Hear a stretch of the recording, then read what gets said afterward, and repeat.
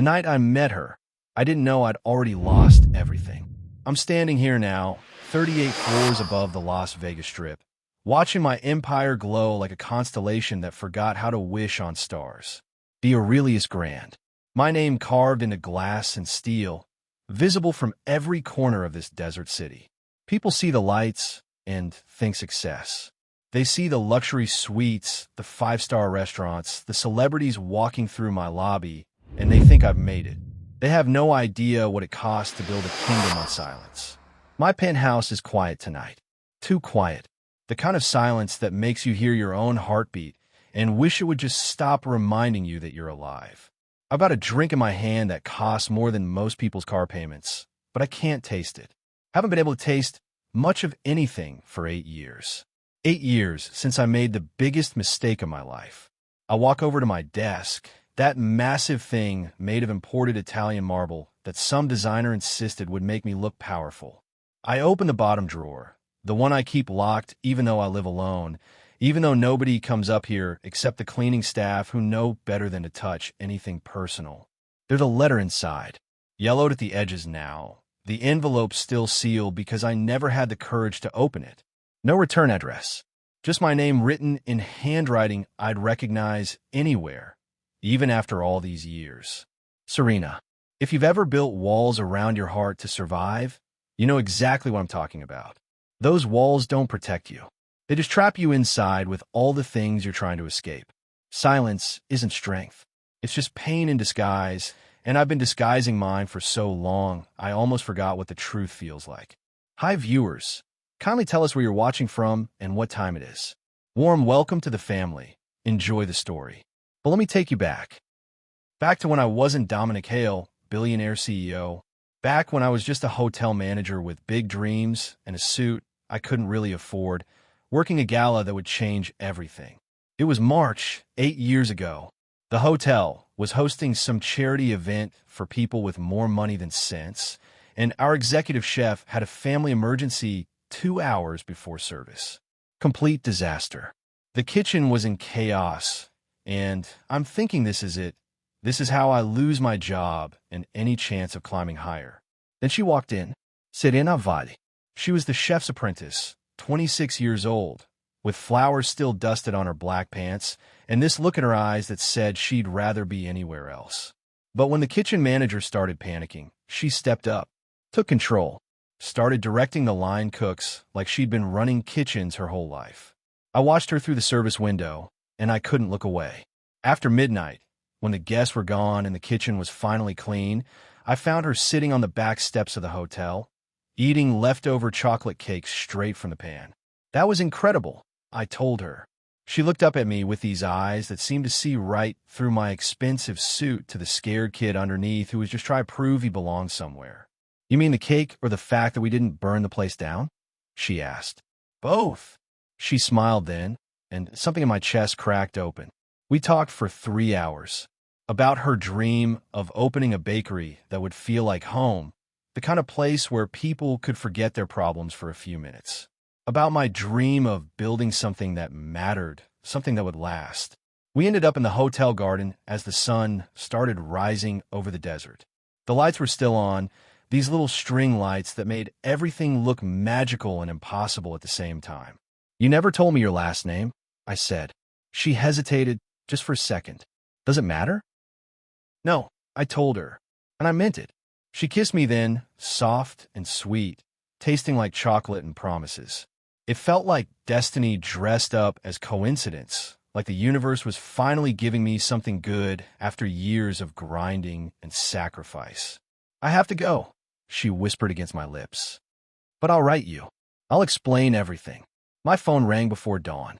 Emergency back in New York. My boss needed me on the next flight out for a deal that couldn't wait. I left her a note at the front desk, my personal number scribbled at the bottom. I never heard from her again. Standing here now, looking at that unopened letter, I wonder what would have happened if I'd stayed. If I'd waited just one more day. But I built my empire instead, filled the emptiness with mergers and acquisitions and hotel expansions that meant nothing without someone to share them with. 90 days until the grand reopening of the Aurelius Grand. 90 days until I unveil the crown jewel of my empire. And somewhere in the city, Serena is out there living a life I'll never know. Or so I thought. I closed the drawer and whispered to the empty room, maybe it's better this way. But even as I say it, even as I try to convince myself it's true, I know it's the biggest lie I've ever told. Because tomorrow, I'm going to inspect the kitchen of my newest acquisition. And tomorrow, everything I thought I knew about my perfect, hollow empire is going to shatter like glass hitting marble. Tomorrow, I'm going to meet a little girl who looks exactly like me. If you've ever walked away from something real and spent years wondering what if, drop a comment below. Tell us about your second chances, your regrets, your moments of perfect timing that felt all wrong. We're building something here, a community that understands that sometimes the biggest success is admitting you failed at the thing that mattered most. Hit that like button if this story is already hitting different. Because trust me, you haven't seen anything yet. That kiss under the garden lights still haunts me in ways I can't explain to anyone. People think money buys you peace of mind. They're wrong. Money buys you distractions, and I've spent 8 years collecting them like other men collect watches or cars. But at 3 in the morning, when the strip goes quiet and even the gamblers stumble home, the distractions stop working. I remember everything about that night. The way her hair caught the light. How she laughed when I admitted I didn't know the difference between a soufflé and a croissant. The warmth of her hand in mine as we walked through that garden like we had all the time in the world. We didn't. My phone rang at 4:30 in the morning. Douglas Pemberton, my boss at the time, screaming about a deal in New York that was falling apart. A hotel acquisition worth $40 million, and the sellers wanted to meet immediately or walk away. This was my shot. My chance to prove I belonged in the room with the real players. I need you on the 6 a.m. flight, Douglas said. This is your future, Dominic. Don't screw it up. I looked at Serena sleeping on the couch in the hotel lobby's private lounge, her head resting on a cushion, still in her chef's uniform. She looked peaceful, beautiful, real in a way nothing else in my life had ever been. I should have woken her up, should have explained, should have stayed. Instead, I wrote a note on hotel stationery, told her I'd call as soon as I landed, left my personal number, my email, everything. I put it in an envelope and gave it to Marcus, the front desk manager I'd worked with for 2 years. Make sure she gets this when she wakes up, I told him. It's important. Marcus nodded. Solid guy. Reliable. Or so I thought. The New York deal took 3 days. 3 days of negotiations and lawyers and paperwork that felt like it would never end. I kept checking my phone, waiting for her to call or text. Nothing. By day 4, I started to worry. By day 7, I convinced myself she'd change her mind. Maybe I wasn't what she wanted after all. Maybe that night was just a night, nothing more. I threw myself into work. The deal closed. 6 months later, I got promoted. A year after that, I bought my first hotel. 2 years later, 3 more. The empire grew, piece by piece, acquisition by acquisition, until I had everything I'd ever dreamed of. Except her. What I didn't know, what I couldn't have known, was that my note never reached her. Marcus, that reliable front desk manager, had a crisis of conscience. See, Serena worked for the hotel. Fraternization between management and staff was grounds for termination. He thought he was protecting her job by keeping that note in his desk drawer. He thought he was doing the right thing. Serena woke up that morning to find me gone. No note, no explanation, just silence. She waited by the front desk for hours, asking if I'd left anything for her. Marcus looked her in the eye and said no. She thought I'd used her, thought that night meant nothing to me, thought I was just another rich guy in a suit who took what he wanted and disappeared. If you've ever been forced to walk away from something real, you know that some losses feel like blessings disguised as silence. At least, that's what we tell ourselves to make it hurt less. But the truth is, silence isn't a blessing. It's just a different kind of prison. 3 weeks after I left, Serena discovered she was pregnant. She sat in a clinic bathroom, staring at that positive test, and made a decision that would change everything. She wouldn't chase me, wouldn't beg, wouldn't let her daughter grow up watching her mother desperate for a man who'd already made his choice by leaving. She moved to Boulder City, a small town 30 minutes outside Las Vegas. Took a job at a local bakery. Saved every dollar. And when Mara was born, with my eyes and my smile and my stubborn chin, Serena made a promise. "You'll never need a man to tell you who you are," she whispered to that tiny baby in the hospital. "We're going to be just fine." And they were. For 8 years, they were fine. Serena worked her way up from bakery assistant to head pastry chef. She kept her maiden name on all her paperwork, partly out of pride, partly because she didn't want any connection to me or that night that broke her. Mara grew up strong and smart and confident, never knowing her father, never asking too many questions because her mother's pain was visible enough in the silence. Meanwhile, I built my empire on guilt I didn't understand and loss I couldn't name. Every hotel I bought, every deal I closed, every success I celebrated alone in penthouses that echoed with emptiness. 85 days until the grand reopening of the Aurelius Grand. And tomorrow, I'm about to walk into a kitchen and meet the daughter I never knew existed. But here's what nobody tells you about fate. It doesn't care about your plans. It doesn't care about your walls or your guilt or your carefully constructed life. Fate waits until you think you're safe, until you think you've moved on, and then it kicks down the door and changes everything. Tomorrow morning, I'll see her, and nothing will ever be the same. Drop a heart in the comments if you've ever lost something real because of a misunderstanding. Sometimes the worst tragedies aren't the ones we choose. They're the ones that happen because someone thought they were helping. We're just getting started here. And trust me, this story is about to get a whole lot more complicated. The letter that could have changed everything sat in Marcus's desk drawer for 6 years. He found it while cleaning out his office after his retirement, yellowed and forgotten beneath old schedules and employee reviews. By then, it was too late. I was already a billionaire. Serena had already built a life without me. Mara had already grown up believing her father was gone. Marcus called me once, 3 years ago. Left a voicemail that I never returned because I didn't recognize the number. In that message, he tried to explain what he'd done, tried to apologize for a decision he made in 30 seconds that cost us 8 years. I only heard that voicemail last month, going through old messages I'd saved for no good reason. By then, Marcus had passed away. Heart attack. 62 years old, died in his sleep. Some secrets die with the people who keep them. Others just wait underground until someone digs them up. But I'm getting ahead of myself, because right now, standing in my penthouse at dawn, I don't know any of this yet. I don't know about the letter. Don't know about Mara.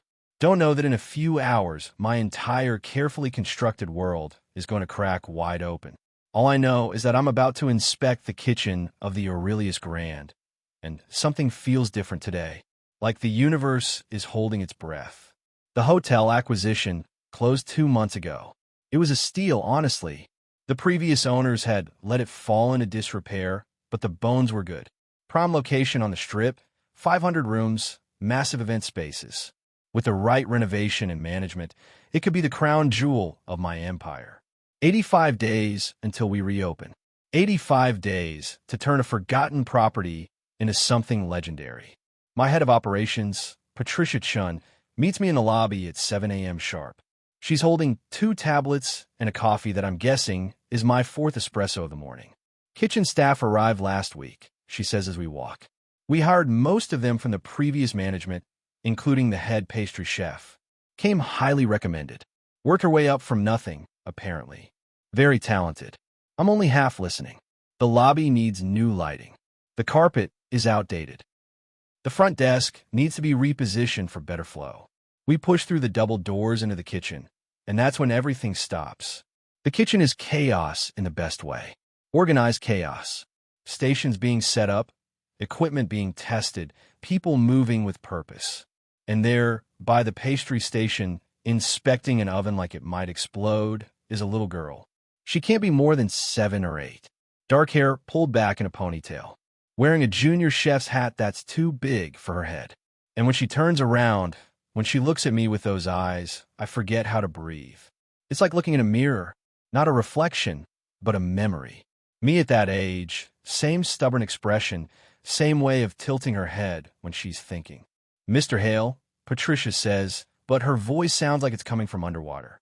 This is our head pastry chef, Serena Vale. The woman at the far station turns around, and time doesn't just stop. It shatters. Serena, 8 years older, hair shorter, lines around her eyes that weren't there before. But still her. Still the woman who kissed me under garden lights and made me believe in something other than ambition. Our eyes meet across the kitchen, and I watch the color drain from her face. She freezes, a whisk still in her hand, chocolate batter dripping onto the counter. The little girl notices me staring and walks over with the confidence of someone who's never been told she doesn't belong anywhere. "Hi," she says. "Aimara. That's my mom. She makes the best chocolate cake in the whole world." My throat closes. I can't speak, can't move, can't process what I'm seeing. This child, this beautiful, confident child with my eyes and my smile and Serena's determination.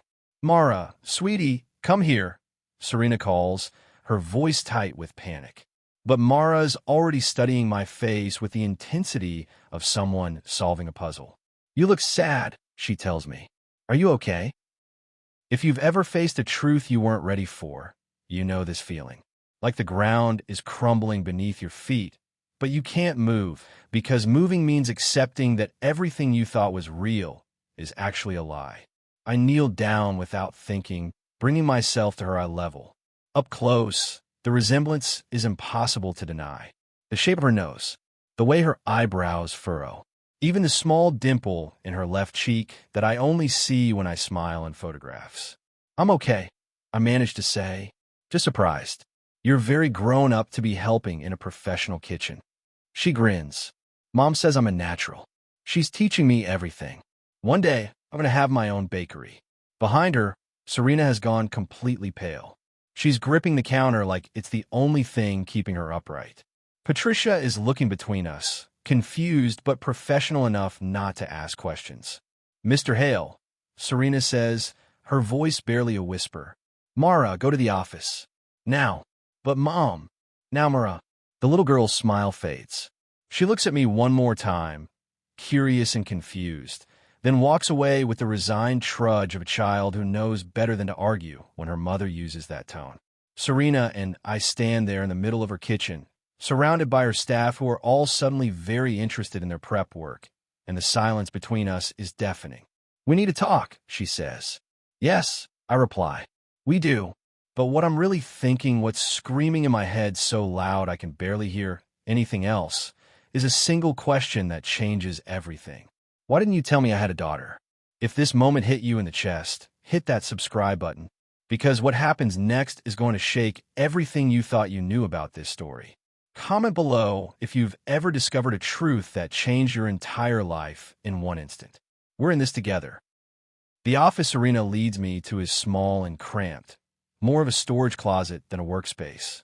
She closes the door behind us, and for a moment, we just stand there. 8 years of silence filling up the space between us like smoke. I can hear my own heartbeat, can hear her breathing, can hear the kitchen staff moving around outside, pretending they're not desperate to know what's happening in here. "How long have you worked here?" I ask, because it's easier than asking what I really want to know. 3 weeks, she says. "I didn't know you owned this place until yesterday.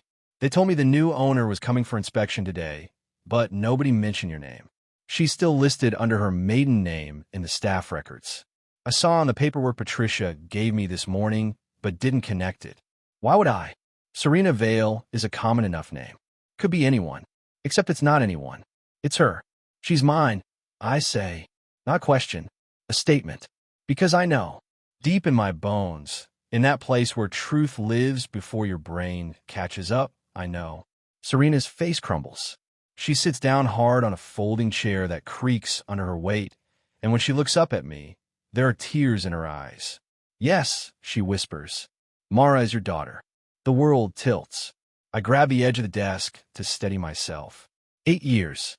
I have an 8-year-old daughter, and I've missed everything. First steps, first words, first day of school, every birthday, every scraped knee, every bedtime story. Why didn't you tell me?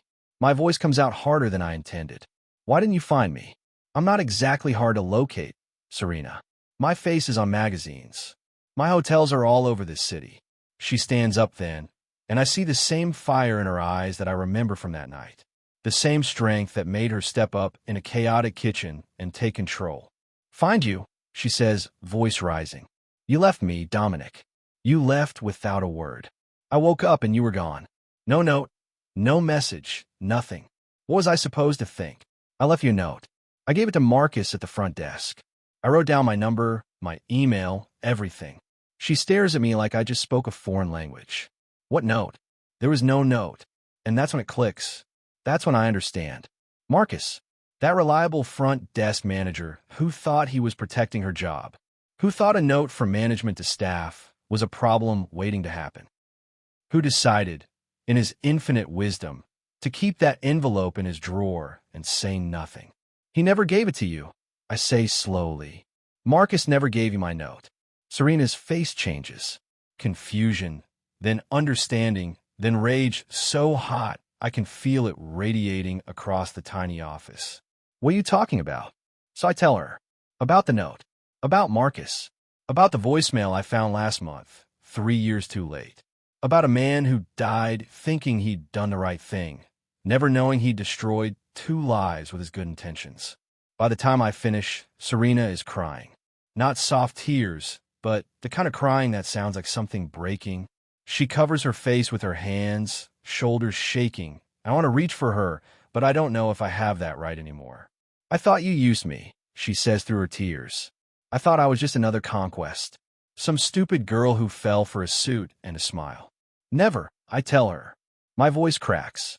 That night was the realest thing that ever happened to me. Everything since has been empty. Building an empire because I didn't know how to build anything else. She looks up at me then, mascara running, eyes red, and she's still the most beautiful thing I've ever seen. I was pregnant 3 weeks after you left, she says. I sat in a clinic bathroom with a positive test and no way to reach you. No last name, no phone number that worked, nothing. So I made a choice. I decided Mara would never grow up watching me beg for scraps of attention from a man who'd already shown me I didn't matter. You mattered, I say, and it comes out fierce. You were the only thing that mattered. I didn't know that, she fires back. All I knew was that I was pregnant and alone and terrified. So I moved, changed my name back, built a life. And Mara has been happy, Dominic. She's been loved and safe and happy. Without me. Without you, she agrees. 67 days until the grand reopening. 67 days that suddenly feel like nothing compared to the 8 years I've lost. What happens now? I ask. Serena wipes her eyes with the back of her hand. I don't know. I need time to think. Mara doesn't know who you are. She thinks her father is gone. I told her you were someone I met once. Someone who didn't want to be a dad.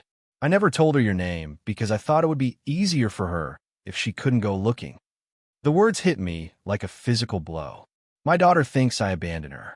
Thinks I knew about her and chose not to be part of her life. I want to know her. I say, I want to be her father. It's not that simple. Why not? She's my daughter. I have rights. Serena's eyes flash with something dangerous. Rights? You want to talk about rights? I've been raising her alone for 8 years. I've been the one up at midnight with fevers. I've been the one at every school play, every doctor's appointment, every moment of her life. You don't get to walk in here and claim rights because biology says she's yours. She's right. I know she's right, but it doesn't make it hurt any less. What do you want me to do? I ask quietly. She takes a long breath, wipes her face again, straightens her chef's coat like armor. I need to tell her the truth, she says. But carefully. She's 7 years old, Dominic. This is going to change everything for her. When?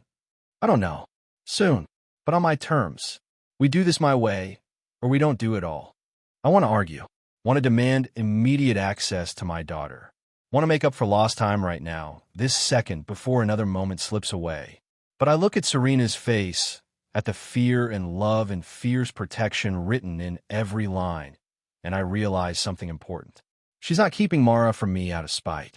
She's protecting her daughter from being hurt again. And if I want to be Mara's father, I need to prove I'm worth the risk. Okay, I tell her. Your terms. But Serena, I'm not leaving this time. She nods slowly. opens the door. The kitchen noise floods back in, normal and ordinary, like the world hasn't just flipped upside down. As I walk out, I pass the office where Mara is coloring at a desk, her little chef's hat sitting beside her. She looks up and waves at me with a smile that breaks my heart into pieces. I wave back, and I make myself a promise. I don't care what it takes. I don't care how long it takes. That little girl is going to know her father. But first, I need to figure out how to be the man who deserves her. If you believe second chances are real, drop a comment saying second chance. Because what comes next is going to test everything these three people thought they knew about family, forgiveness, and fate. Share this with someone who needs to know it's never too late to make things right. 3 days pass, and I can't focus on anything except the fact that I have a daughter. Meetings blur together. Phone calls feel pointless. Patricia keeps asking if I'm okay, and I keep saying yes because I don't know how to explain that my entire world shifted 3 days ago in a hotel kitchen. 67 days until the grand reopening, and all I can think about is a 7-year-old girl with my eyes who doesn't know I'm her father. Serena hasn't called, hasn't texted. I've respected her boundaries because that's what you do when you're trying to prove you're not the kind of man who abandons his family. But every hour that passes feels like another piece of time I'm losing. I've been doing research, reading articles about introducing absent fathers into children's lives, talking to a child psychologist without revealing who I am or why I'm asking, learning about attachment and trauma and how kids process big changes. It's Thursday afternoon when I go back to the hotel. Not for inspection, not for business, because I need to see her again, even if it's just from a distance. I find Patricia in the lobby, reviewing contractor schedules. I need to staff files for the kitchen, I tell her. She raises an eyebrow, but doesn't question it. 20 minutes later, I'm in my temporary office on site, staring at Serena's employee file. Emergency contact. Mara Vale, age 7. Address in Boulder City. Previous employment at 3 different bakeries, stellar references, specialty in French pastry technique. There's a photo attached. Serena in her chef's whites, professional and composed. But I remember her with flour in her hair, laughing under garden lights, telling me about her dream of opening a place that felt like home. She never got that dream. Instead, she got pregnant and alone, working her way up through other people's kitchens while raising a daughter by herself. Because of a note that never arrived. Because of a man who thought he was helping. Because fate is cruel sometimes, and second chances come 8 years too late. I close the file and lean back in my chair. Through the window, I can see the strip starting to light up as evening approaches. My empire spread out below me. Hotels and restaurants and entertainment venues that bear my name. All of it meaningless without her. Without them. My phone buzzes. Unknown number. Hello, Mr. Hale. It's Serena's voice, tight with something I can't identify. Can you come to the hotel? To the kitchen. I'm already here. What's wrong? Just come. Please. I'm down the elevator and through the lobby in under 2 minutes. Push through the kitchen doors to find Serena standing by her station and Mara sitting on a stool beside her, swinging her legs. When Mara sees me, she jumps down and walks over with that same confident stride. But this time, there's something different in her eyes. A question. A recognition.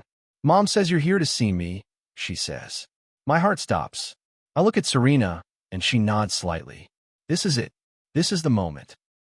I kneel down again, bringing myself to Mara's level. Up close, I notice things I missed before. A small scar on her chin. The way she chews her bottom lip when she's thinking. The bracelet on her wrist with little silver charms. Yes, I tell her. I am. She says you're important. Mara continues. She says there's something I need to know about you. I glance at Serena again. She's gripping the counter, knuckles white, but her expression is determined. What do you know about your dad? I ask gently. Mara shrugs, like it's no big deal, but I could see the pain hiding behind her casual tone. Kids learn early how to hide hurt. Mom said he couldn't be around.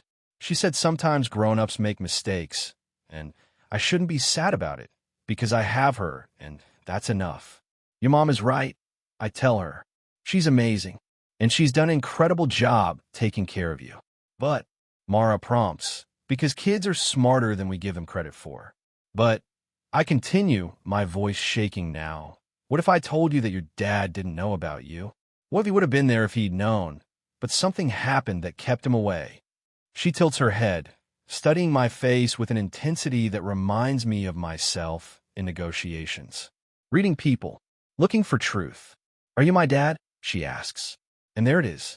The question that changes everything. Behind her, Serena is crying silently. In the kitchen, the staff has gone completely still, pretending not to listen but hearing every word. Yes, I whisper. I'm your dad. Mara doesn't cry, doesn't run away, doesn't react the way I expected. Instead, she keeps looking at me, processing, thinking. You look like me, she finally says. I know. You have my eyes. And my chin. Mom said I got my stubborn chin from someone, but she never said who. I laugh, but it comes out wet. Yeah, that's for me too. She reaches out then and touches my face, her small hand on my cheek, like she's making sure I'm real. Where were you? She asks, and the question holds 8 years of absence in it. I didn't know you existed, I tell her honestly. If I had known, I would have been there. I would have been there for everything. But your mom and I, we got separated, and I didn't find out about you until a few days ago. That's a long time to not know something important. It is. And I'm sorry. I'm so sorry I wasn't there. She pulls her hand back and crosses her arms, and I see Serena in that gesture. The wall coming up. The protection. Are you going to leave again? Mara asks. And there's the real question. The one that matters more than biology or time or explanations. Never, I tell her. My voice is firm now, certain. I'm not going anywhere. If you'll let me, I want to be your dad. Really be your dad. Not just someone who shows up and then disappears. Mom says men leave. Some men do, but I'm not going to be one of them. I promise you, Mara. I am staying. She looks back at Serena, who nods through her tears. Then Mara turns back to me.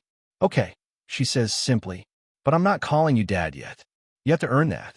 I laugh again, this time with something like joy breaking through the pain. That's fair. What should I call you? Besides Mara, just Mara is fine. What do I call you? Dominic. Or Mr. Hale. Whatever you're comfortable with. She considers this. Dominic sounds weird. I'll call you Mr. Hale until I decide if I like you or not. Deal. She holds out her hand, and we shake on it. Her grip is firm, confident. This kid is going to rule the world someday. Do you want to see what I'm baking? She asks, like we just negotiated a business deal, and now it's time to move on to more important things. I'd love to. She leads me to the pastry station, where there's a tray of cupcakes, cooling on a rack. Chocolate with what looks like buttercream frosting. I made these myself, she announces proudly. Mom helped with the oven because I'm not allowed to use it alone yet, but I did all the mixing and decorating. They're beautiful. A little lopsided, frosting piled high in swirls that aren't quite even, but perfect in the way only a child's creation can be. Can I try one? I ask. She hands me the cupcake with the most frosting. I take a bite, and it tastes like chocolate and hope and everything I've been missing for 8 years. It's perfect, I tell her. She beams. Mom says my daddy's gone, but you look just like me. So maybe Mom was wrong, and you were just lost instead of gone. The entire kitchen has stopped pretending to work. Everyone is watching this moment. This impossible reunion between a billionaire CEO and the daughter he didn't know existed. I look at Serena, who's wiping her eyes and smiling despite everything. Look at Mara, who's already moving on to show me her next project. Look at this kitchen that smells like sugar and second chances. And I think this is what I've been building toward. Not hotels or money or an empire. This moment, this family, this chance to be something other than a name on a building. But as I watch Mara chatter about frosting techniques, I can't shake one question burning in the back of my mind. What else don't I know? What other secrets are hiding in the 8 years I missed? And more importantly, can I really be the father she deserves? Or am I just setting us all up for another kind of heartbreak? If this scene made you feel something, hit that like button and subscribe. Because this story is about to get even more complicated. Comment found if you believe in families finding their way back to each other, no matter how much time has passed. We're building something special here, and you're part of it. The charity event happens 3 weeks after I meet my daughter, and I'm about to make the biggest mistake of my life. 45 days until the grand reopening. 45 days of carefully rebuilding something I didn't know was broken until it started coming back together. Mara's been warming up to me. Slowly. We've had lunch twice at the hotel, both times with Serena present, both times feeling like job interviews where I'm desperate to prove I'm qualified for a position I should have held from day one. She still calls me Mr. Hale, still watches me with those careful eyes that see too much. But yesterday, she laughed at one of my jokes, and I swear it felt better than closing my first billion-dollar deal. The charity gala is one of those Vegas events where rich people pay ridiculous amounts of money to feel good about themselves. Black tie, champagne, silent auctions for vacations, and artwork. I'm hosting it at the Aurelius Grand as a soft opening preview, a way to show the city what we're building. Serena is catering. Her team has been preparing for days, and I've been finding excuses to stop by the kitchen just to watch her work. She moves through that space like a dancer, confident and precise, and I'm reminded all over again why I fell for her in the first place. You're staring, Patricia tells me as we review the seating chart in the ballroom. I am supervising. You're staring, she repeats with a knowing smile. And it's not very subtle. I don't care. Let people talk. Let them wonder. I've spent 8 years being careful and calculated. Maybe it's time to be something else. The event starts at 7. By 8, the ballroom is packed with donors and celebrities and politicians who want to be seen doing good. I give a speech about community investment and second chances, and the whole time I'm scanning the room for Serena. She's at the kitchen entrance, supervising service, wearing her chef's whites instead of a gown. She catches my eye and smiles, and something in my chest loosens. Then I see Mara. She's not supposed to be here. Serena told me she'd arrange for a sitter. But there she is, standing by the dessert table in a blue dress, her hair done up in braids, staring at the elaborate sugar sculpture her mother created. I make my way over, weaving through donors who want to shake my hand and tell me about their portfolios. Hey, I say when I reach her, I didn't know you were coming. She looks up at me with those eyes that are mirror images of mine. The sitter got sick. Mom said I could stay if I promised to be good and not touch anything. Are you being good? So far. She grins. But that cake is really pretty, and I want to see if it tastes as good as it looks. I'm sure your mom would let you try a piece. She's busy. I don't want to bother her. There's something in her voice. A loneliness I recognize because I've felt it my whole life. Being in a room full of people, but feeling completely alone. Want to see something cool? I ask. Her face lights up. Yeah. I lead her through the crowd to the terrace that overlooks the strip. It's quieter out here, just a few people smoking cigars and talking business. The city spreads out below us, a million lights pretending the desert isn't dark. This is my favorite view, I tell her. See that hotel there? The tall one with the green lights? That was my first purchase. I was 28 years old and convinced I was going to fail. Did you? Almost. But I work hard, and I got lucky, and it turned out okay. She leans against the railing, and I position myself between her and the edge, protective instinct kicking in. Do you ever get lonely? She asks suddenly. The question hits me harder than it should. Sometimes. Why? You're always alone. Every time I see you, you're by yourself. Don't you have friends? I could lie. Could tell her I have plenty of friends, that I'm too busy for loneliness. But something about this kid makes me want to be honest. I have people I work with, I say carefully. But real friends? Not really. I spent a long time building all of this instead of building relationships. That's sad. Yeah, it is. She looks up at me then, really looks at me, and I see understanding in her face that no 7-year-old should have. Is that why you want to be my dad now? Because you're lonely? My throat closes. This kid doesn't pull punches. No, I tell her. I want to be your dad because you're my daughter. Because from the moment I saw you, I knew my life had been missing something important, and that something was you. But you're still lonely. I am. But I'm hoping maybe we can be less lonely together. She considers this, chewing her bottom lip the way she does when she's thinking hard about something. Okay, she says finally. But you have to promise something. Anything. You have to promise you won't forget about me when you get busy. Mom says important men always get busy and forget about regular people. The words cut deep because I know exactly where she learned that fear. From watching her mother work for men who didn't see her as anything more than staff. From growing up without a father and assuming it was because she wasn't important enough to stay for. Mara, I say, kneeling down so we're eye level. You are the most important thing in my life. More important than any business deal or hotel or speech. I promise you, I will never forget about you. Really, really. She smiles then, genuine and bright, and throws her arms around my neck. I freeze for a second, shocked, then wrap my arms around her and hold on like she might disappear if I let go. We stay like that for a long moment, this billionaire CEO and his daughter silhouetted against the Vegas skyline. And for the first time in 8 years, I feel like I might actually know what it means to have everything. Mr. Hale? A voice says behind us. I turn to see a photographer from the event, camera raised. Sorry to interrupt. Could I get a photo of you for the charity coverage? Before I can answer, Mara pipes up. Are you taking pictures of us? If that's okay, the photographer says, looking to me for permission. I start to say no, that I want to keep this private, that I'm not ready for the world to know about Mara yet. But Mara is already posing, standing next to me with a cupcake in her hand, grinning like this is the best night of her life. Mom said my daddy's gone, but you look just like me, she announces to the photographer, loud enough that several people nearby turn to look. The photographer's eyes widen. Whispers start spreading through the terrace like wildfire. And I realize, too late, that everything is about to change. Because tomorrow, that photo is going to be everywhere.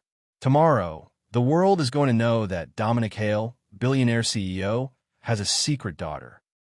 Tomorrow, Serena is going to kill me for letting this happen. But right now, in this moment, with Mara's hand in mine and her smile brighter than the strip below us, I can't bring myself to care. Take the picture, I tell the photographer. The flash goes off, capturing a moment that will either save us or destroy everything we're trying to build. I just don't know which yet.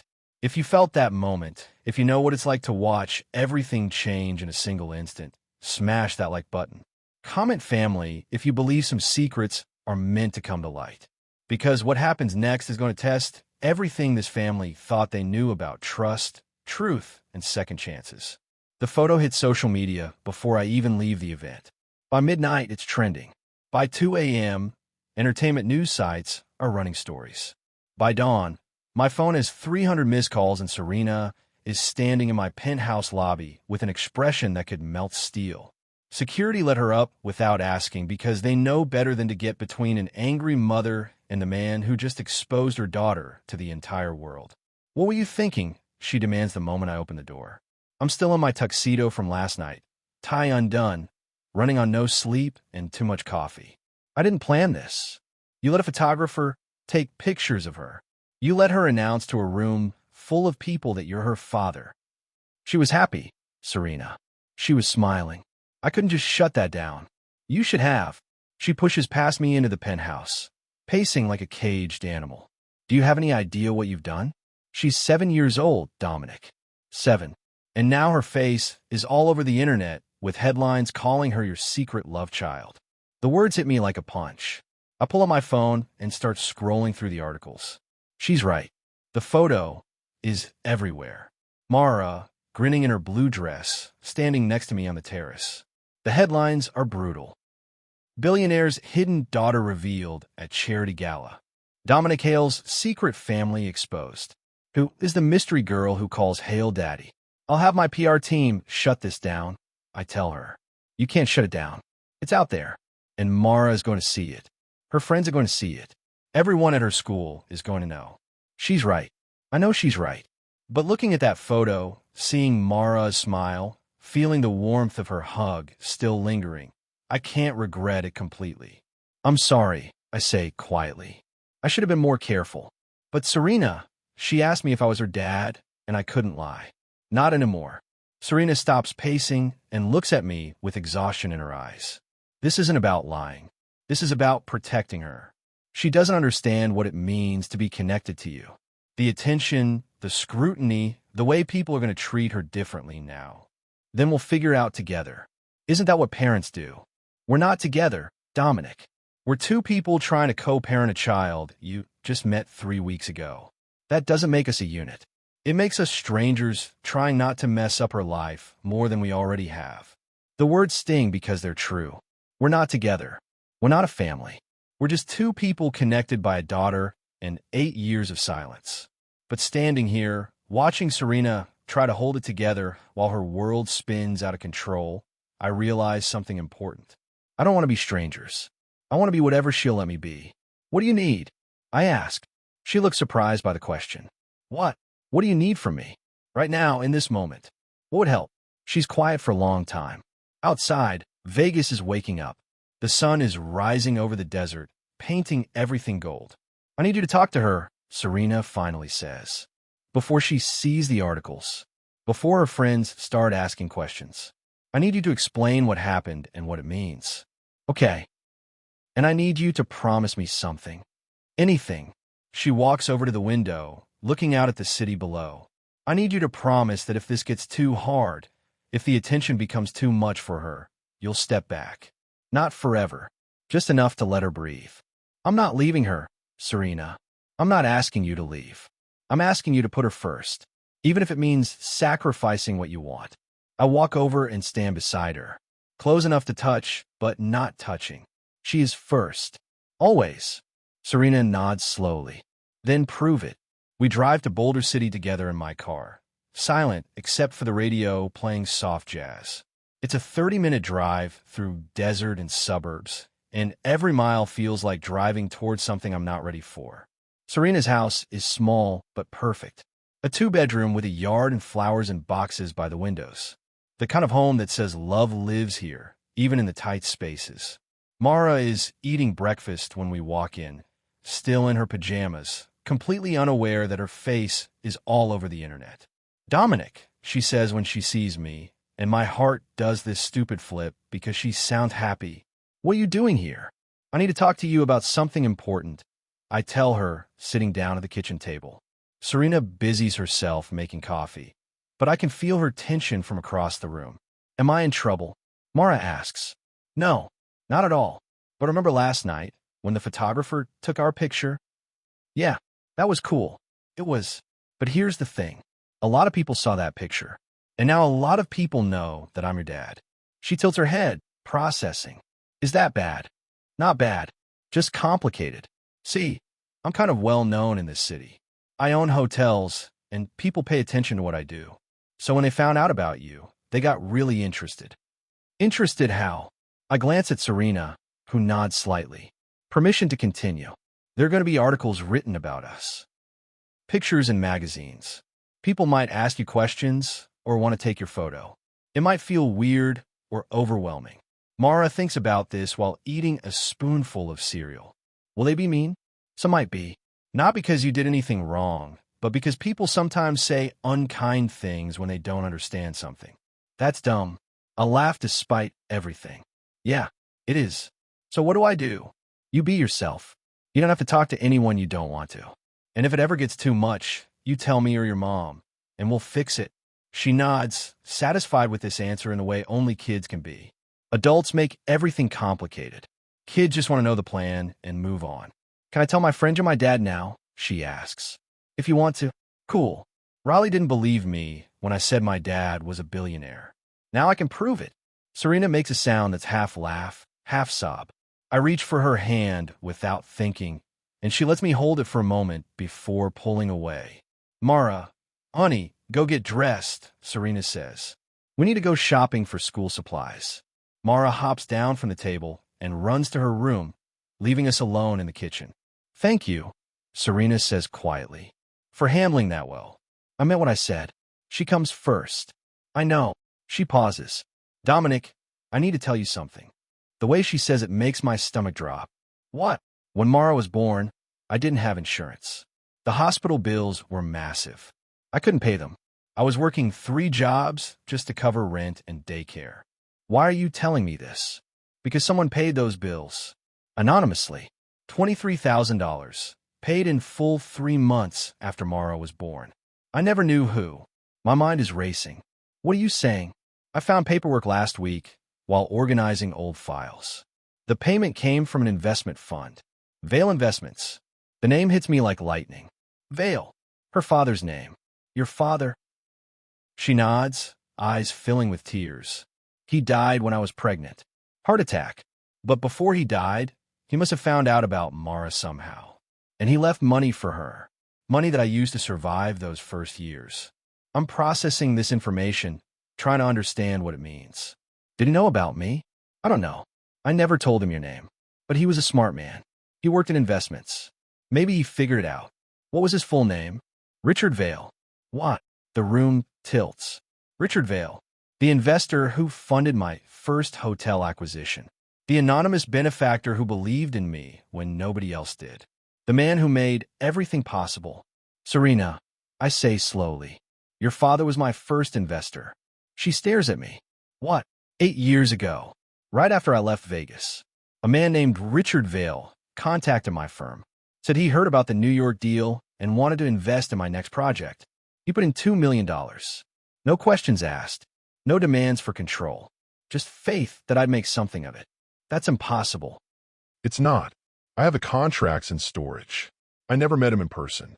Everything was done through lawyers. But he was the foundation of everything I built. Without his investment, there would be no empire. We stand there in our tiny kitchen, the truth settling between us like dust after an explosion. Her father knew. Somehow, he knew about us, about Mara, about everything. And instead of demanding I take responsibility, instead of forcing a connection, he did it quietly. He supported his daughter through me, made sure his granddaughter had what she needed, and built my empire from the shadows. Once forgotten, now found, Serena whispers. That's what he used to say when he'd find something he thought he'd lost. Once forgotten, now found. I pull her into my arms then, and she doesn't resist. We stand there holding each other while the coffee gets cold and Mara sings in the other room, and the truth rewrites everything we thought we knew about her story. He was never beneath me. I say softly. He was behind me all along, behind both of us. Serena nods against my chest. What do we do now? We honor him. We build something real. Not just for Mara, but for the man who believed we were worth investing in. She pulls back and looks at me with something like hope in her eyes. You mean that? Every word. And for the first time since I found out about Mara, I feel like maybe, just maybe, we're going to be okay. But as Serena wipes her tears and starts making fresh coffee, I can't shake one thought. If her father knew about us, who else did? And what other secrets are waiting to surface? If this revelation gave you chills, hit that subscribe button right now. Comment found if you believe in connections that survive even death. Share this story with someone who needs to know that love works in mysterious ways. Because what's coming next will change everything you thought you knew about Destiny. 45 days until the grand reopening, and I just did something I've never done before. I took a day off. Not a working vacation where I answer emails from the beach. Not a conference where I network between sessions. An actual day off where my phone stays in my pocket and the only agenda is spending time with my daughter. We're at a park in Boulder City. Nothing fancy, just swings and slides in a sandbox where Mara is currently building what she calls a castle, but looks more like a lumpy mountain. Serena is here too, sitting on a bench beside me, watching Mara play with the protective vigilance of mothers everywhere. We're not together. We've barely talked about what we are to each other. But we're here, trying to figure out how to be parents to this incredible kid who somehow came from both of us. She asked me this morning if we were getting married. Serena says suddenly. I nearly choke on my water. What did you tell her? That grown-ups don't get married just because they have kids together. That sometimes people are better as friends who love the same person. And she accepted that. She said okay and then asked if you'd buy her a pony. I laugh. Did you tell her I would? Don't you dare. She's already spoiled enough. I haven't spoiled her. I've only known her for 3 weeks. You bought her a laptop. For schoolwork. It's top of the line. She's 7. She's smart. She needs proper tools. Serena shakes her head, but she's smiling. You're going to turn her into a little tech CEO, aren't you? Would that be so bad? Ask me in 15 years when she's running her own empire and too busy to visit her mother. There's something in her voice, a fear that she's trying to hide with jokes, the fear that I'm going to take Mara away somehow, that my money and influence will make her feel inadequate or push her out of her daughter's life. Hey, I say, turn to face her. That's not going to happen. Nobody is replacing you. You're her mother. You're the one who raised her, who was there for everything. I'm just trying to catch up. I know. It's just hard sometimes. Watching her look at you like you hung the moon when I've been the one holding the flashlight for 8 years. The vulnerability in her admission breaks something open in my chest. She looks at you like you're her entire world. Trust me, I'm the one playing catch-up here. Serena doesn't answer, just watches Mara chase a butterfly across the grass. Can I ask you something? I say, sure. What were you going to name her if it had been a boy? She smiles. Dominic. I freeze. Really? Yeah. I was going to name him after the man I met under garden lights. The one who made me believe in something I'd stopped believing in. What was that? That good men existed. The words hang between us, heavy with 8 years of pain and misunderstanding and mischances. For what it's worth, I tell her, that night with you was the last time I felt like a good man. Everything after was just pretending. She looks at me, then really looks at me, and I see something shifting in her eyes. Not forgiveness exactly, but maybe the beginning of understanding. We were so young, she says. I was 26 and thought I knew everything. Thought I could handle anything. But being pregnant and alone taught me real fast that I didn't know anything at all. You did an amazing job. Mara is incredible. She is, isn't she? Serena's face softens with pride. She's strong and smart and doesn't take anyone's nonsense. I made sure of that. Thank you. For what? For raising her right. For not letting the situation make her bitter or angry. For teaching her that she's enough all on her own. Serena wipes at her eyes. Don't make me cry at the park. That's not fair.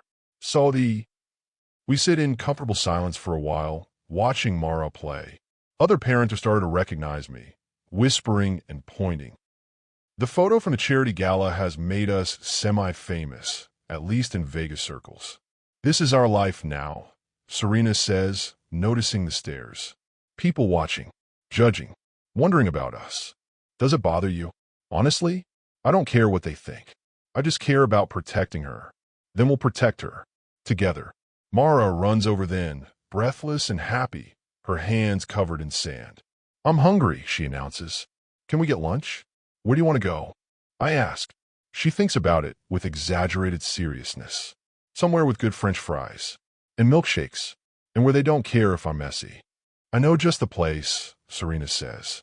We end up at a diner off the strip, the kind of place that's been around since before Vegas was fancy. Red vinyl booths and laminated menus, and a jukebox in the corner playing oldies. Mara orders a burger and fries. Serena gets a salad. I order the same thing as Mara, because why not? Tell me about your bakery dream.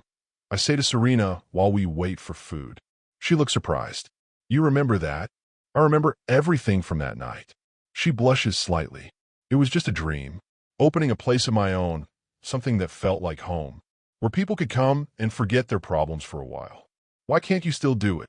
Because dreams cost money, and single mothers working chef jobs don't exactly have startup capital lying around. What if you did? She narrows her eyes. Don't what? Don't offer to bankroll my dream because you feel guilty. I don't want your pity money. It's not pity. It's an investment. Your father invested in me when I had nothing but ambition. Let me return the favor. That's different. Why? Because we're complicated. Because money makes everything messy. Because I don't want to owe you anything. You wouldn't owe me anything. Consider child support for 8 years of missed payments. Mara pipes up from her side of the booth. Are you guys fighting? No, sweetie, Serena says quickly. We're discussing something. It sounds like fighting. Mrs. Peterson says when adults discuss things with tight faces, it's actually fighting. I catch Serena's eye, and we both fight back laughter. Mrs. Peterson sounds wise. I tell Mara. She's my second-grade teacher. She knows everything. Our food arrives, and the conversation shifts to lighter topics. Mara tells me about school, about her best friend, Riley, who apparently is very dramatic, about the book she's reading where dogs solve mysteries. I listen to every word like she's sharing state secrets. Because to me, every detail of her life is precious. Every story, every opinion, every ridiculous 7-year-old observation about the world. This is what I missed. Not the big moments necessarily, but the small ones. The everyday magic of watching your kid be themselves. After lunch, as we're walking back to the car, Mara slips her hand into mine without being asked. "This was fun," she says. Yeah, we should do it again. We will. I promise. And maybe next time you can teach me about business stuff. Mom says you're really smart about money. I glance at Serena, who shrugs. She asked what you did for a living. I told her you built things. I can teach you whatever you want to know. I tell Mara. Cool, because I'm going to need to know business stuff when I open my bakery. You're going to have a bakery? Duh. Me and Mom. We're going to be partners. She says it with such confidence, like the future is already written and we're all just following the script.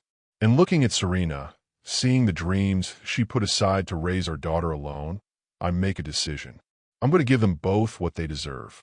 Not because of guilt or obligation, but because for the first time in 8 years, I know exactly what my money is for. It's for this. For building something real with the two people who make everything else meaningless. But first, I need to figure out how to convince Serena that letting me help isn't weakness. It's what her father would have wanted. What he was trying to make possible all along. Once forgotten, now found. Once lost, now home. If you believe in building something real with the people who matter, comment home. Hit that like button if this chapter reminded you what family is supposed to feel like. Share this story with someone who needs to remember that it's never too late to start showing up. Because the next chapter is going to bring everything together in ways you won't see coming.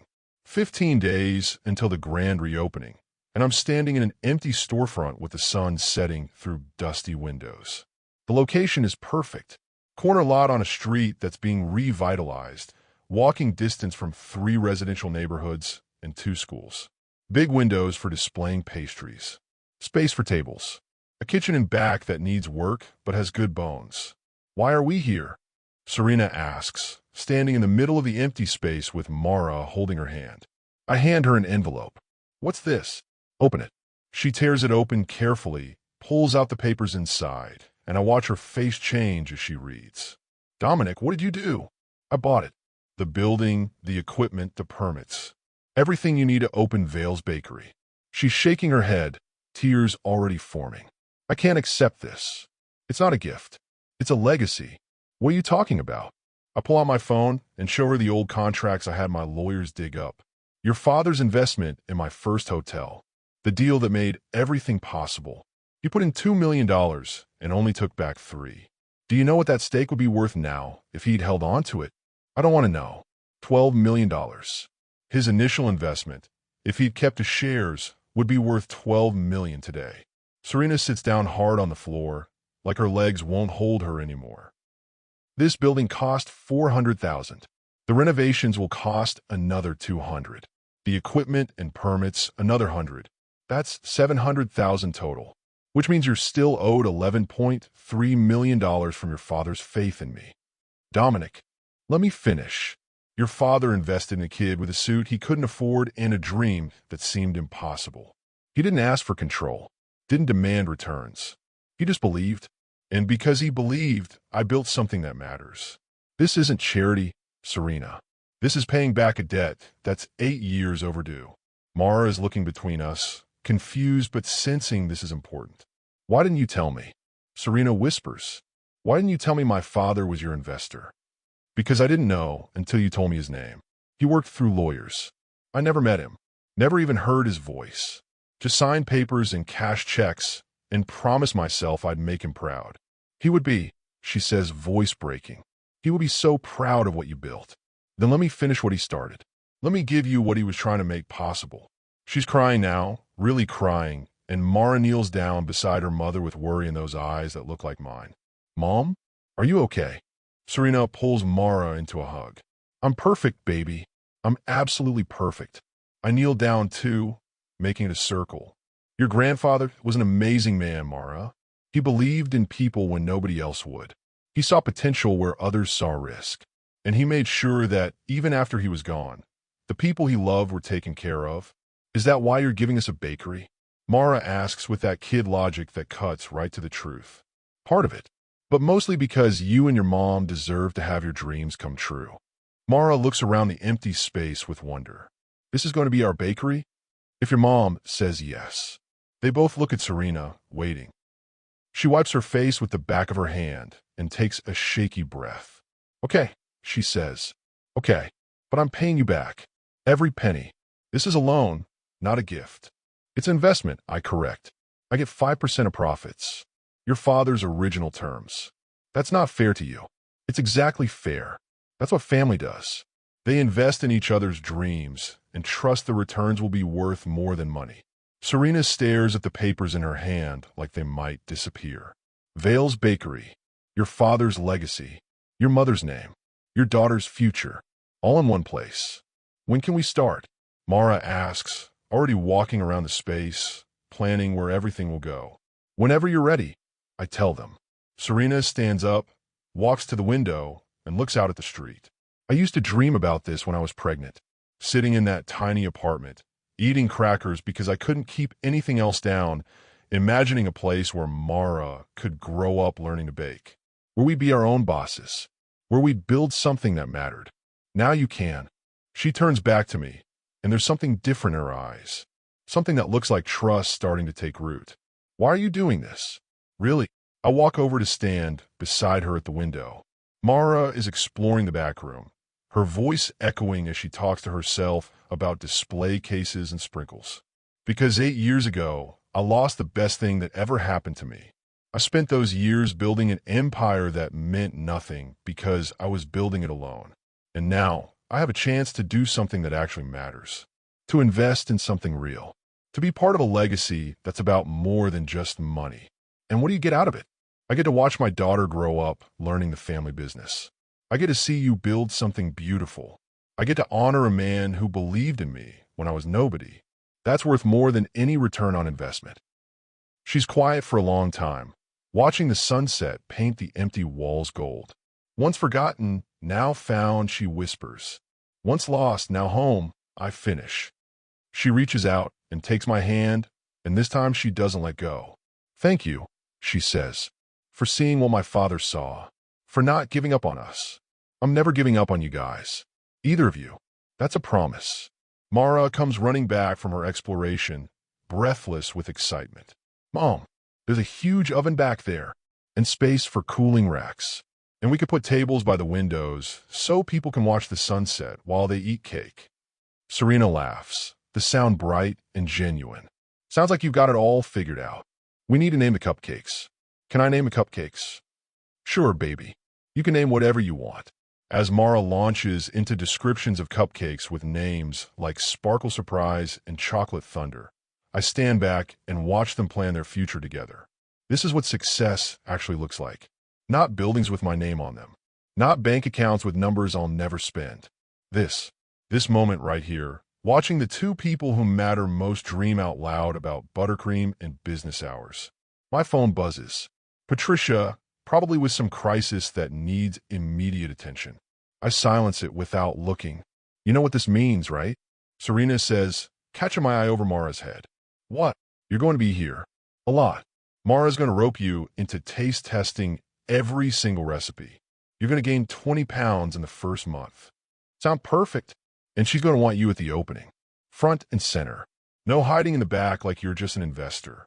I wouldn't dream of it. Mara tugs on my sleeve. Dominic, can we have a grand opening party? With balloons and everything. Absolutely. The biggest grand opening this city has ever seen. Bigger than your hotel reopening. I crouch down to her level. Way bigger. Because this matters more. She throws her arms around my neck, and I close my eyes, memorizing this moment. The smell of dust and possibility. The warmth of my daughter's hug. The sound of Serena's laughter mixing with the traffic outside.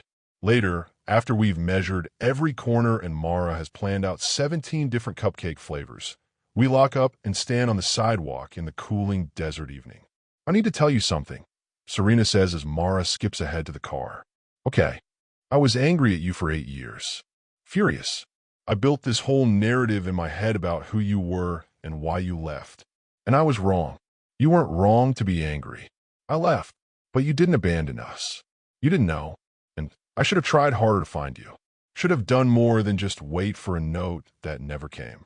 We both made mistakes, but we can't change the past. We can only build something better going forward. She nods. I am scared, Dominique. Scared of letting you in and having you leave again. Scared of Mara getting hurt. Scared of failing at this bakery and proving everyone right who said I couldn't do it. Then we'll be scared together, and we'll build it anyway. Just like that. Just like that. She studies my face for a long moment. You really mean it, don't you? You're not going anywhere. I'm not going anywhere. I'm all in, Serena. On Mara, on this bakery, on whatever we're building here. All in. Something shifts in her expression. The last wall coming down. The final piece of armor cracking. Okay, she says softly. Okay. Mara calls from the car. Come on. I'm hungry and I want to celebrate. We end up at the same diner as before. Mara orders 2 milkshakes because she can't decide between chocolate and strawberry. We let her because today is a day for breaking rules and celebrating impossible things becoming real. To Vale's Bakery, I toast with my water glass. To second chances, Serena adds. To cupcakes, Mara shouts, making everyone in the diner turn and look. We clink our glasses together. This makeshift family that shouldn't work, but somehow does. And I think about Richard Vale, a man I never met, but who changed everything. Who invested in a stranger and protected his daughter from the shadows. Who made sure his granddaughter would have what she needed, even from beyond the grave. He was never beneath me. He was behind me all along. Behind Serena. Behind Mara. Behind everything good that came from one night under garden lights. What are you thinking about? Serena asks. Your father. Wondering if he knew this would happen. If he planned it somehow. He always said the universe had a plan. That we just had to trust it. Smart man. The smartest. My phone buzzes again. This time I check it, because I'm expecting something specific. The contractor's estimate for the bakery renovations. I open the email, scan the numbers, smile. What? Serena asks, noticing my expression. The renovations are going to cost less than I thought. And the contractor says if we push hard, we can have you open in 8 weeks instead of 12. Her eyes light up. Really? Really? Which means Vale's Bakery could open the same week as the Aurelius Grand reopening. That's perfect. She pauses. Wait, you're not going to make a big deal out of it, are you? I don't want a fancy party with celebrities and press. What if I promise no celebrities? Just family and friends and people who love cake. Then I guess that would be okay. Mara is barely paying attention to us, too focused on her milkshakes, but she catches the important part.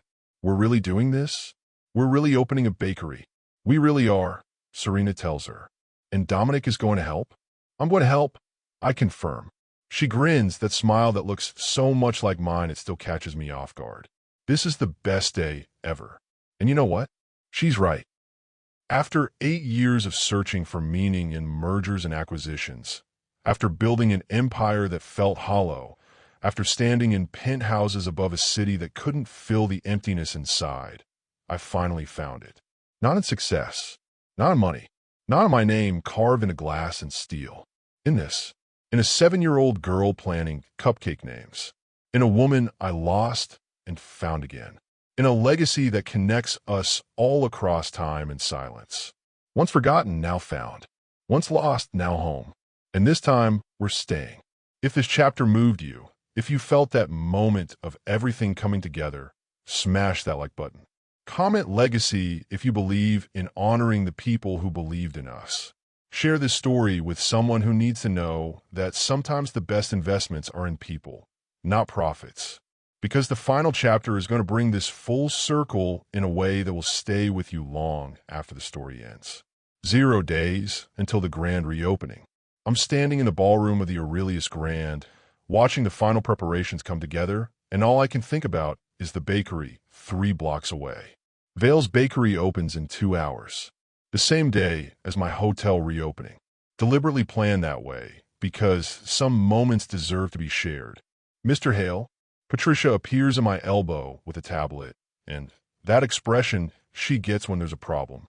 The mayor's office just called. He's running late, but promises to be here for the ribbon cutting. Cancel it. She blinks. Excuse me. Cancel the ribbon cutting. Cancel the mayor. Cancel all of it. But the press is already here. The investors are expecting speeches. This is the culmination of 2 years of renovation and...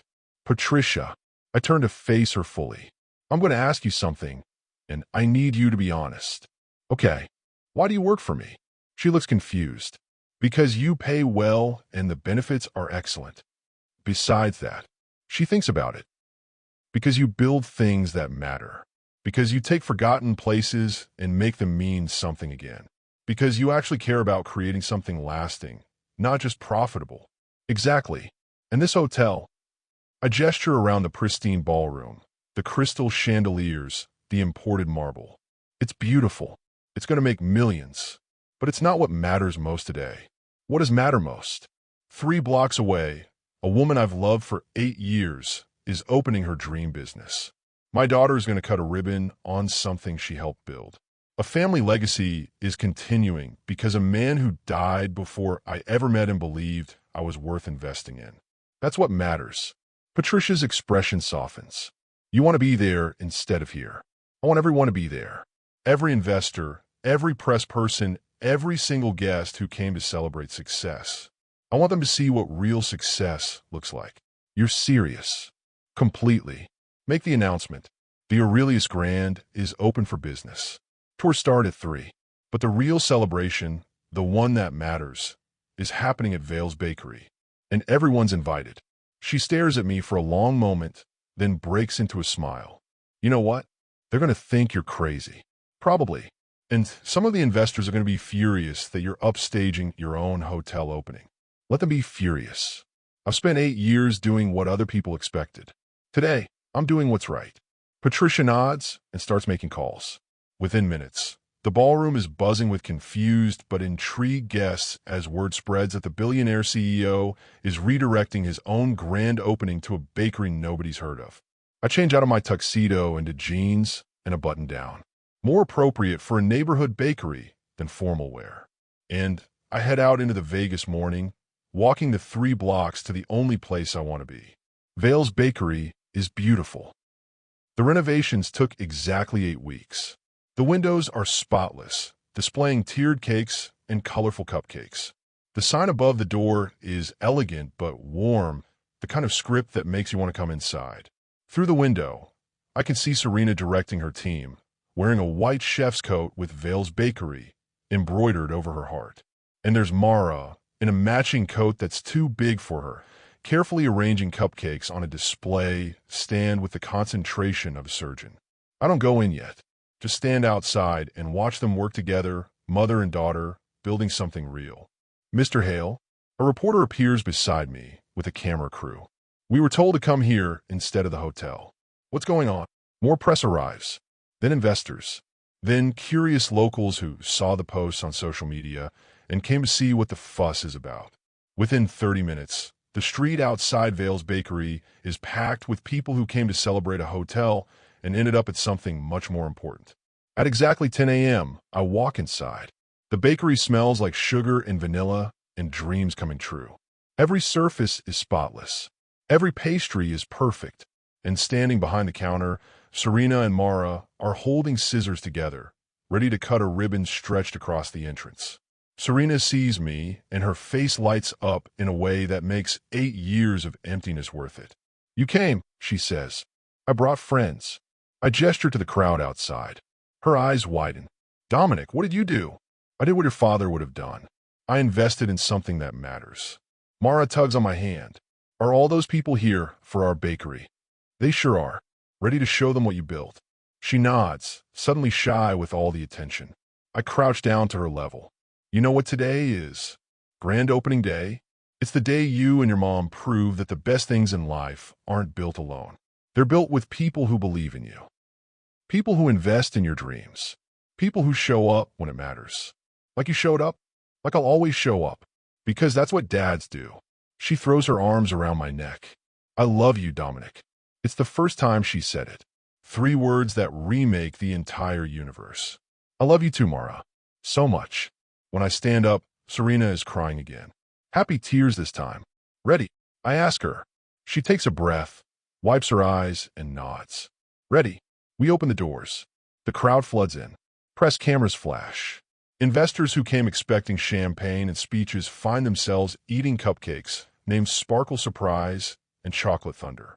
The mayor shows up, confused but charmed, and ends up buying 3 dozen cookies for his office. But the best moment comes an hour into the opening. An older woman approaches the counter with tears in her eyes. She's holding one of the business cards we put out, the ones with Vale's Bakery, a legacy of love printed on them. I knew Richard Vale, she tells Serena. He was my financial advisor for 20 years. The kindest, most generous man I ever met. He used to talk about his daughter, about how proud he was of her, about how she was going to do amazing things. Serena's hand goes to her mouth. You knew my father? I did. And he would be so proud of this. Of you. Of everything you've built. They hug across the counter, 2 strangers connected by the memory of a good man. And I think this is what legacy means. Not buildings or money or empire. This. Connection. Love. Belief that survives even death. By evening, we've sold out of everything.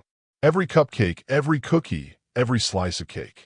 Mara is exhausted but glowing, sitting at one of the window tables with frosting in her hair and pure joy on her face. Serena collapses into the chair beside her. We did it. You did it. I correct, sitting across from them. You built something beautiful. We built it, she says, looking at me with meaning. All of us. Together. Outside, the sun is setting over Vegas. The Strip is lighting up, my hotels glowing among the constellation of lights. The Aurelius Grand is officially open, operating without me, proof that some things run fine, without constant oversight. But I'm here, where I belong. Dominic, Mara says, her voice sleepy. Will you ever stop working? I smile, remembering the outline of my life. The question I knew was coming. I was never working for money. I tell her. I was working for this. For what? For you. For your mom. For moments like this where everything makes sense. She yawns. That's nice. Serena reaches across the table and takes my hand. Thank you. For believing. For showing up. For honoring my father's legacy. Thank you for letting me be part of it. We sit there as the lights come on outside, as Vale's Bakery glows warm against the desert evening, and my daughter falls asleep with her head on her mother's shoulder. And I realize something important. True power isn't revenge. It isn't empire. It isn't even success. True power is peace. Is knowing you're exactly where you're supposed to be. Is looking at your life and seeing love reflected back at you. I look out the window and my empire spread across the skyline. All those buildings, all that money, all that success I thought would fill the emptiness inside. But this bakery, this moment, this family, this is what I was building toward all along. Once forgotten, now found. Once lost, now home. And this time we stayed. The Vegas lights shimmer outside. The desert night cool and perfect. Inside Vale's Bakery, surrounded by the smell of vanilla and the warmth of family, I finally understand what my life was always meant to be. Not a man standing alone at the top, but a father sitting with his daughter and the woman who gave her life, building something that will outlast any hotel or empire or monument to ambition. This is what matters. This is home.